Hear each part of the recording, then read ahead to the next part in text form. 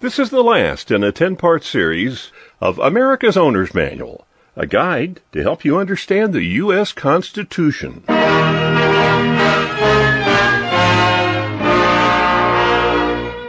remaining amendments are a mixed bag. Some make essential changes, some only housekeeping.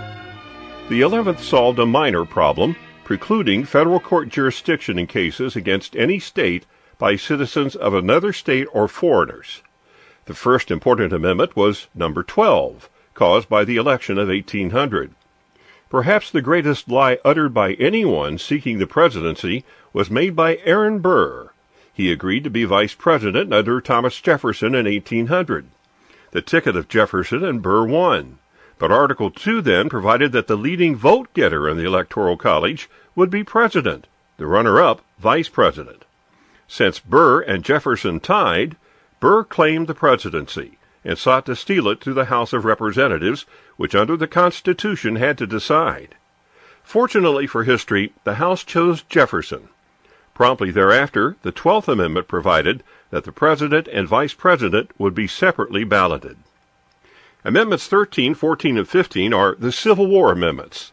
The first abolished slavery. The second has numerous applications today of greater or lesser validity.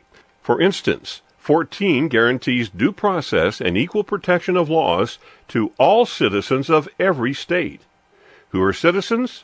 The language is all persons born or naturalized in the United States and subject to its jurisdiction. Section 5 of the 14th Amendment appears in many others. The Congress shall have the power to enforce by appropriate legislation the provisions of this article. So the problem of pregnant aliens struggling through the deserts of Arizona to have a baby in the U.S. who would be a birthright citizen and help the whole family get into the U.S. is easily solved. Congress can by law define such children as not subject to the jurisdiction, just as it has historically for foreign embassy personnel in D.C. That would solve the problem.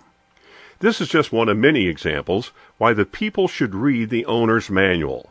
Then demand that the press read it. Then demand that members of Congress read it, so public policies can be correctly handled.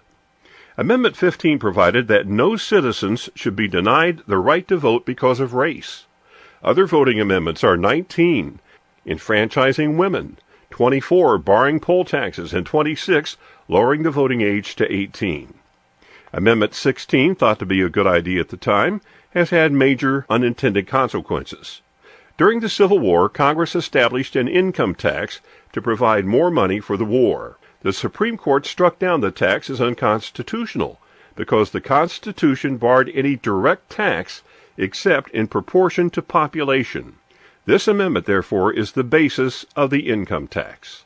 Congressional opponents of the tax had the votes to cap it at 10%. They rejected this because they thought it might encourage the government to increase taxes to that level. Now, there's a quaint idea. Many changes in the Constitution and in court decisions have led to the current federal government, which is large, intrusive, expensive, and debt-ridden. None are more important than the 16th Amendment. The other amendment causing a radical change in American government was the 17th. This ended the original design where senators were elected by the state legislatures to having them elected by popular vote. Senators then became national figures, reporting to national constituencies and favoring national fundraising rather than being the voices of the states in the federal government. The 18th Amendment, which created Prohibition, and the 21st, which ended it, are further proof that Jefferson was right.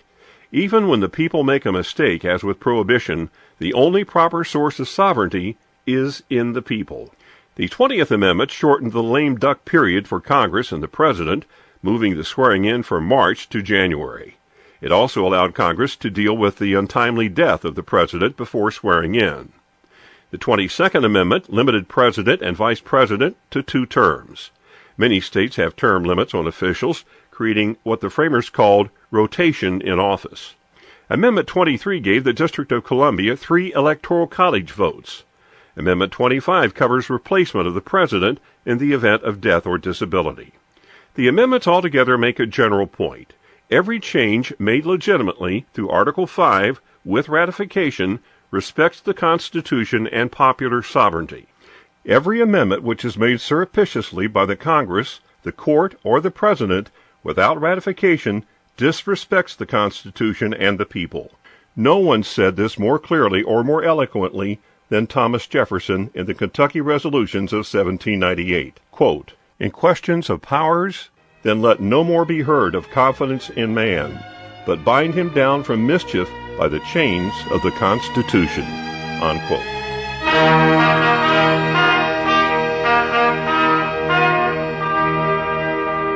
This installment of USA Owner's Manual is brought to you by the American Civil Rights Union, www.theacru.org.